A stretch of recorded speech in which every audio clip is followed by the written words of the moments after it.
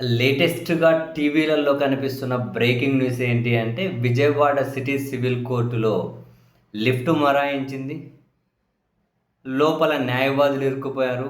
వాళ్ళకు ఊపిరాడడం లేదు. తీవ్ర అస్వస్థత. కొన్ని మీడియాలో అయితే వాళ్ళు ప్రాణాపాయ స్థితిలోకి వెళ్లారు అని.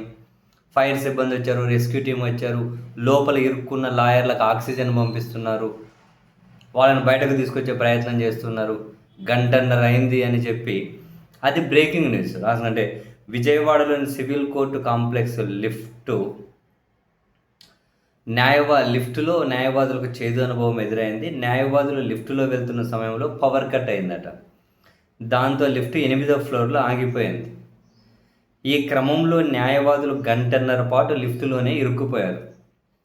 అనంతరం ఫైర్ సిబ్బంది ఘటనా స్థలానికి చేరుకున్నారు. రెస్క్యూ టీమ్ లిఫ్ట్ లోపల ఊపిరి ఆడక ఇబ్బందులు పడుతున్న వారికి ఆక్సిజన్ పంపిస్తున్నారు. అండ్ బ్రేకింగ్ లేస్తున్నది విజయవాడ సిటీ సివిల్ కోర్టులో ప్రాణాపాయ స్థితిలో లాయర్లు అని చెప్పి.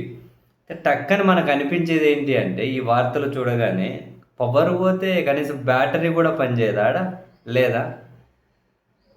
పవర్ పోతే బ్యాటరీ ఆన్ చేస్తారు, ఆ లిఫ్ట్ ఓపెన్ అవుతుంది, వాళ్ళు బయటకు రావాలి కదా.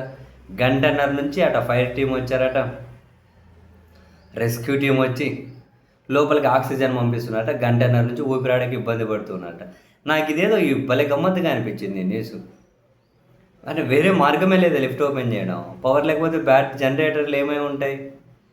ఎవరికైనా ఆరోగ్యం బాగోలేని వాళ్ళు లోపల ఉంటే ఏంది పరిస్థితి? అంటే మామూలుగా కొన్ని ఇనపడోర్లు అదే కడ్డీలు ఉన్నవైతే బయట గాలి కనిపిస్తుంటుంది, మనుషులు కనిపిస్తుంటే గాలిన తోలుతుందేమో. ఇవి కొంచెం మూసకపోయే డోర్లు ఉంటాయి కదా లిఫ్ట్, బహుశా అవే ఉండొచ్చు ఊపిరాడట్లేదు అంటే. ఇంకా అట్లా బయట మనిషి కనపరాడు, లోపల దిక్కుది లేదు, మరి ఏంటి? మనకు కలిగే ప్రశ్న, మనకు వచ్చే ఫస్ట్ ప్రశ్న, కరెంటు పోతే జనరేటర్ లేదా? కోర్టులలో న్యాయవాదులు ఇరుక్కుపోయారు, ఇంకేమైనా జడ్జిలు ఇరుక్కుపోయింది. ఎవరు ఇరుక్కుపోయినా ప్రాణమే, అది వేరే విషయం. కానీ జడ్జిలు ఇరుక్కుపోయిందంటే అప్పటికప్పుడు లోపల నుంచి ఆదేశాలు ఇచ్చేవాళ్ళేమో.